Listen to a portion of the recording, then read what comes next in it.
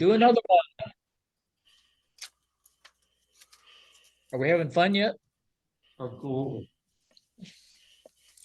AC waveforms, sines, squares, and others. Hold it. Don't see anything. Whoop. You don't? Nope. Did you start before? Well, let me There, reshare. not there. There's you.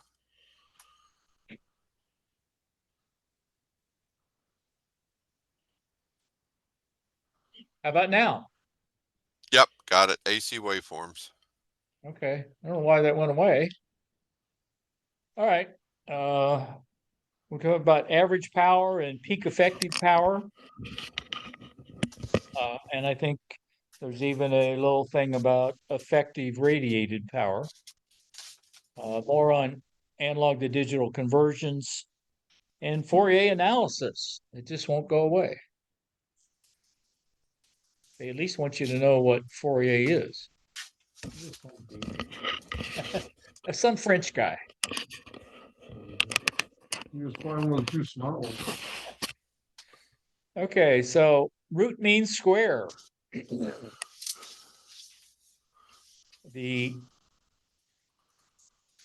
a way of basically comparing the equivalent voltage of an AC signal to a DC signal. So it's defined as the voltage that the AC voltage that would which would cause the same amount of heating in a resistor as the corresponding DC voltage. So if I put, say, 10 volts on a DC on a resistor and it dissipated 1 watt, then whatever AC voltage across that same resistor that dissipated 1 watt would be the RMS equivalent of whatever the peak AC voltage is. And we calculated for a pure sine wave, and it's the only time this works, as 0.707 times the peak value.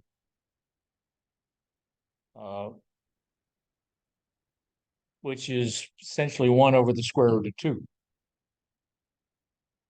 If it's a complex waveform, about the only way to do it is to take multiple measurements or actually measure the heating and calculate it. You can now get multimeters fairly inexpensive that are claimed to be at least true RMS reading meters. So if I've got a millivolt signal coming into my antenna, I can put a thermometer on it? No. Measure the RMS power? No. No, you can do some quick calculations and find out what that's equivalent to. Put your finger on it and see if you get shocked, and then you know you got power. Well, I'm talking about it in country signal. Oh. Well, the temperature rise would be due to your current going into the antenna through the ohmic resistance of the antenna, and that's lost power, not radiated. Well, I'm talking about a received signal, so I can put a. Well, same difference. It's still lost power. Didn't make it to the receiver. Yeah, because you're talking temperature. That's what he was talking about. Heating. Well, how much is that received signal heating? No, heating means the amount of work that's being done. There you go. He knows Watt's law. Okay. All right. So it's 0.707 times the peak. Okay. And the peak is half of the peak to peak. And that's where the old root mean square comes in, is why you square it in order to get rid of the negative part.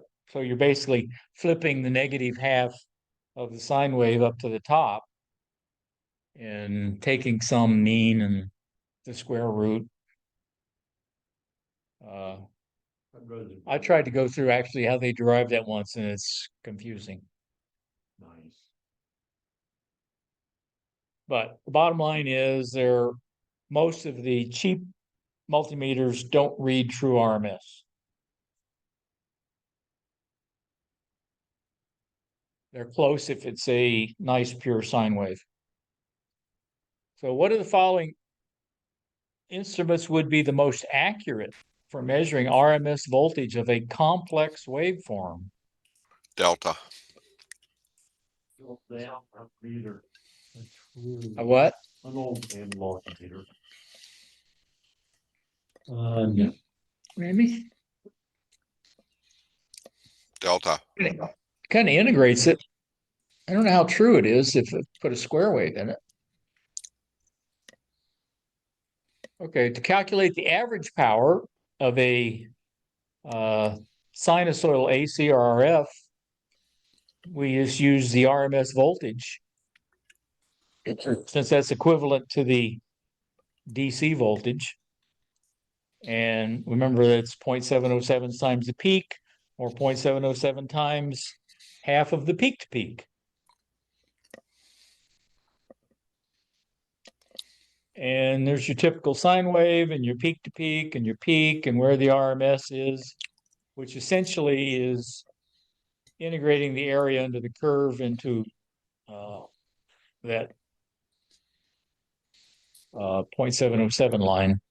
So you chop off the tops and you flip it and it fills in and it's all good. Okay, so peak envelope power is defined as the highest instantaneous value of the signal. So in a modulated waveform like your single sideband or AM, you're going to have some peaks in the modulated waveform, which is going to be your peak effective power, which is not the same as your average power.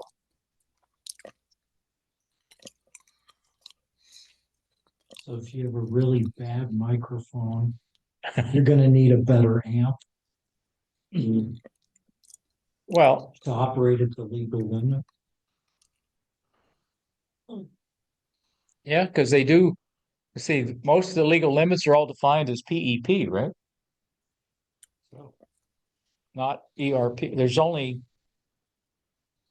there's one of them, one band where they refer to it as ERP. Is that? Yeah, that's down 30 low frequency bands. 30 meter. 1 watt. Oh, yeah, that's done. In most cases, it's PEP. So for single sideband, the speech characteristic, which is what the waveform actually is that you see, the sideband, is going to determine the average and instantaneous power. If you, in a signal where you just have the carrier and no modulation, the PEP is the average. When there's modulation on it, it's going to be the highest peak.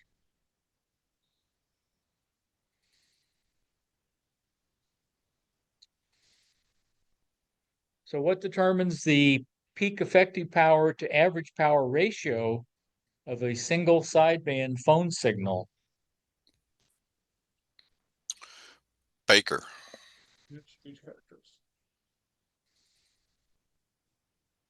If it's a woman and she talks loud, it's going to be different than a man with a low voice. Or if you use a processor. Or if you use a speech processor, right? Or if it's FM and you're using preemphasis. Not CW. CWs should remain pretty constant. Yeah, except when there's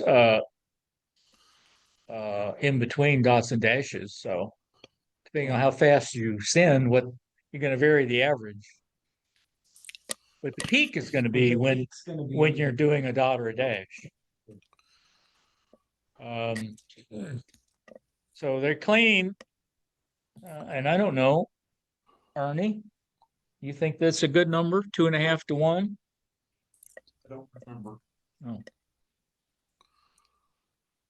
Well, we'll go with it because it's on the, it's a question.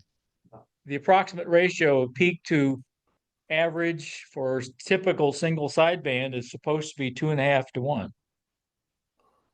and that the average power of a single sideband is about 40% of the peak, which kind of comes out 2.5 to 1, right? We're both about the same. So what's the approximate ratio of PEP to average? Oh, I need another dash in there. Alpha. Okay. More on A to Ds.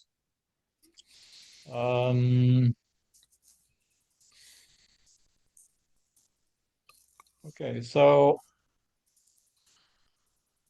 when you're feeding a signal into the A to D, you're going to be converting the instantaneous value of the input signal at that particular sample time.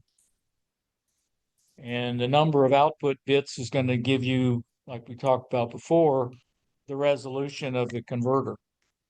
So an 8-bit converter can encode 256 levels. So the output, the minimum output or least significant bit is going to be 1/256th of whatever your reference input voltage is for the A to D. So how many different levels can be encoded by an analog to digital converter with 8-bit resolution? Delta.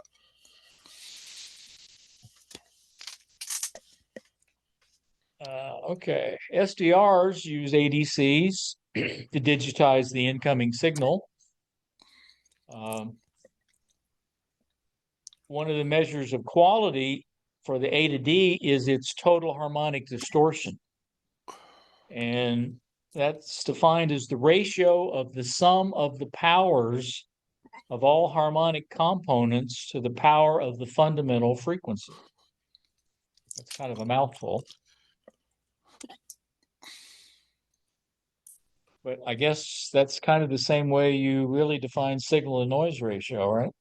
It's the power of the signal compared to the power of the noise for the band that you're looking at.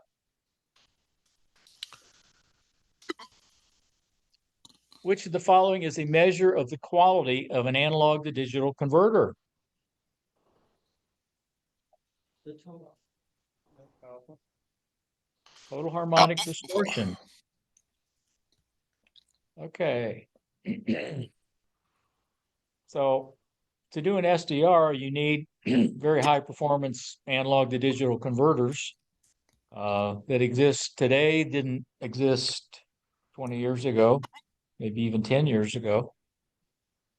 How old is the 7300? 4 or 5? At least, yeah, probably 4. So they were available then. There's kind of two types of analog to digitals. They have flash converters and direct converters. And that's one of the things that allows you to digitize at very high frequencies. These faster techniques like the flash, and they're a lot more expensive and more complicated. But what they do is they compare the input to all the possible voltages. In this case, it's a simple 2-bit and has 4 states. You can imagine how complicated it is if you've got a 12 or 14-bit A to D converter. But it does that comparison almost instantaneously, and the digital logic there is just sorting out which state is being represented by the analog signal without having to do the successive approximation, which is more accurate but takes a long time. So what happens if it gets to 1 state? Then it knows it's an error? No, it just means it's the maximum. So it's, if it was 1 volt coming in, max coming in, and your output was 3, binary 3, and would say it was 1 volt or more. why would a direct or flash conversion, analog digital converter be useful for a software-defined radio? Charlie. Very high speed. Much, much faster than successive approximation. And this is what we're talking about here, because they're accurate, they're cheaper. And sometimes that comes into play when you're making something to sell. Cost is always a factor, so there's compromises.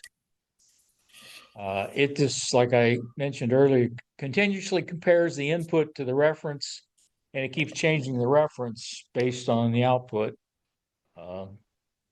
until it sort of settles on the actual value just by doing greater than or less than. But it takes quite a bit of time for it to go through those approximations. And I suspect it's not consistent time. It's probably variable. This is just another block diagram showing the successive approximation. So which of the following is a type of analog to digital conversion?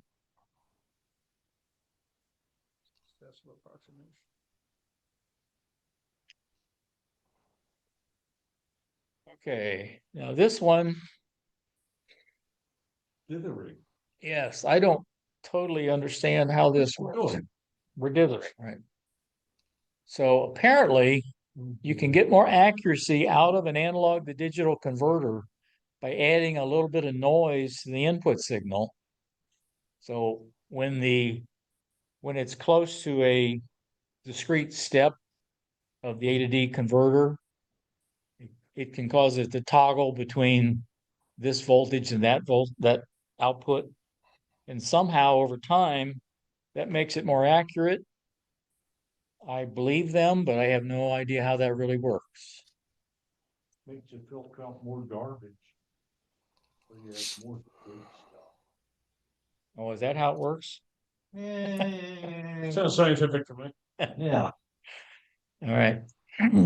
So in essence, they have a noise generator and they feed some signal in to the input, and it's supposedly, I've read where it's somewhere a half of the least significant bit value to maybe an eighth. The noise generator has to be a very high frequency versus the input signal. Okay, That's why I was able to get but why does that make it more accurate? because it changes on direct synthesis. It's going to be changing at the rate of the highest frequency.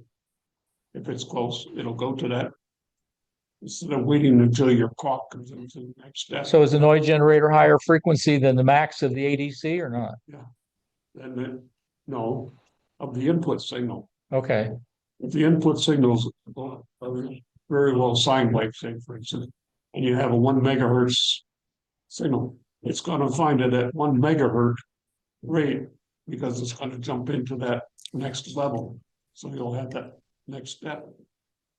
okay. So you're saying it adds sensitivity? Basically, that's what Because- sensitivity is. As the signal's going up, you can sample it quicker. So you get sample yes, sample no, yes and no.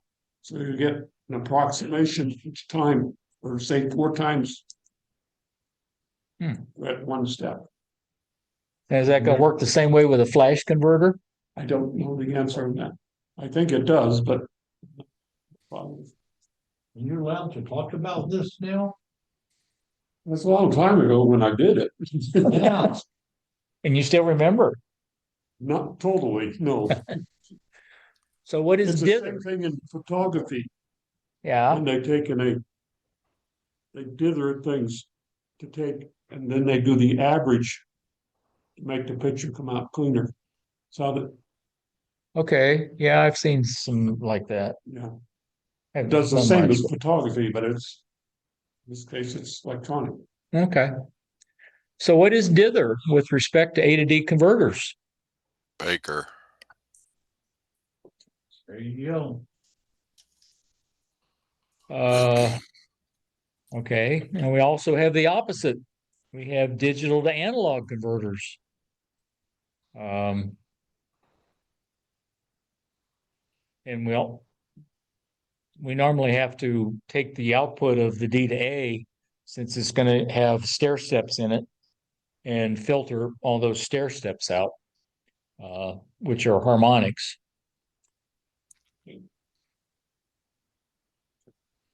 So what's the purpose of a low pass filter used in conjunction with a digital to analog converter? Charlie.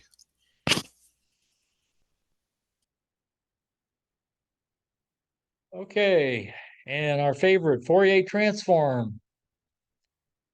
They're used all over the place in digital signal processing. Never used it.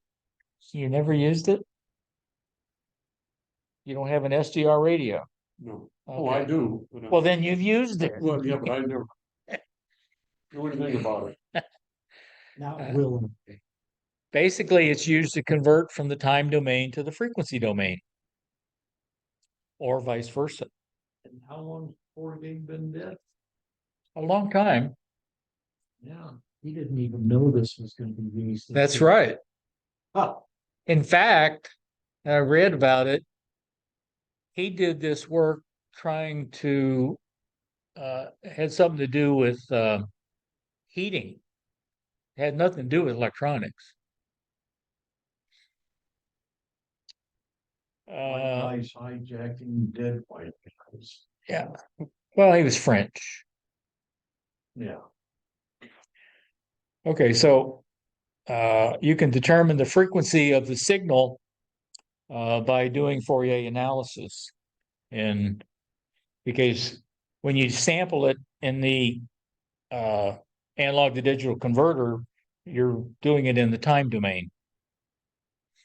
And in order to find the coefficients of all the frequencies, that's why you have to do the Fourier analysis, so that you can do the digital processing. And here's where that chart earlier probably should be, with the square wave containing the fundamental and all of the odd harmonics, and the sawtooth is the fundamental plus Even. all of the harmonics. Is it all? Yeah. I thought it was even only. No. Well, the spike is all harmonics, I thought.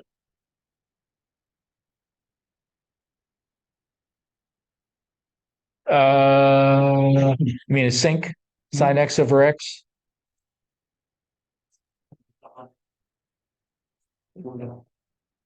I think that's what we used to call a spike. Sine x over x gives you the like impulse.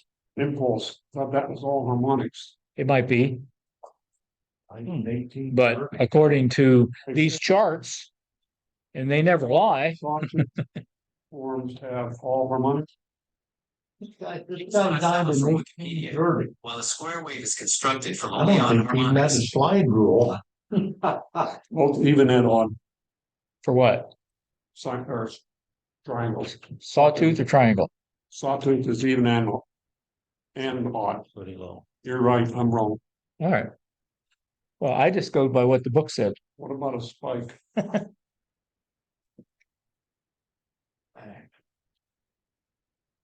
What harmonics does a spike have? I found this on the web.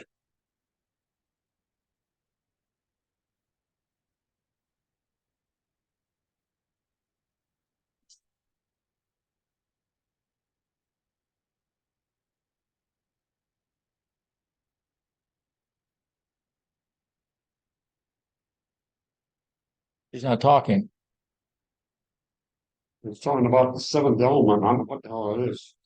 I don't know. Anyway, there's the sawtooth wave and all the amplitude of the harmonics to generate it, and they're all, first, second, third, fourth, fifth. And down at the bottom is kind of showing the fundamental and then some of the harmonics and how they add up to make the sawtooth. And obviously you need more than, that's only showing a couple. You need to get up to probably 7 or so to get the sawtooth wave. In the case of the triangle wave, okay, we've got a slightly different, because there you see a negative third harmonic. So they're subtracting the third. I guess I'm missing. So, Sine wave doesn't have any harmonics. Huh? Sine wave doesn't have any harmonics. Not supposed to. Pure sine wave does not have harmonics. Did I say sine wave? You said sine wave. Oh, I thought I said triangle wave. No, Excuse me. triangle, yes. Okay. so are you picking up on all these harmonics so you can generate a sawtooth and generate square wave and everything else? That's a way of doing it rather than manipulating. This is basically what you get from doing a Fourier analysis Mhm. is the amplitudes of those different frequencies. Right. Okay, so if you want to go in the opposite direction, okay, to create a wave, You okay, can use you can those by harmonics. the way you manipulate those. I mean, if I can generate a square wave or whatever, By using the right? harmonics. And that's also how I do the filtering, because I can model the impulse response of the filter and then do the Fourier on it, find out what the coefficients are, Mhm. and then do that processing, and it makes it a digital filter. But So that's like I said, I've only been able to do one fur filter so far.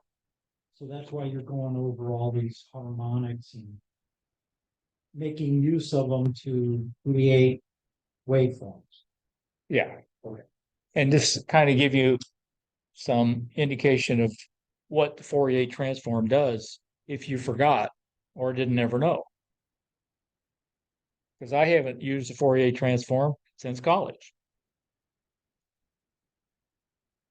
What's the name of, at least not knowingly, what's the name of the process that shows the square wave is made up of sine wave, which is the fundamental, plus all of its odd harmonics?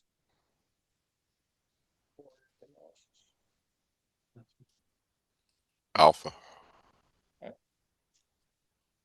What type of wave does the Fourier analysis show to be made up of sine waves of a given fundamental frequency plus all its harmonics?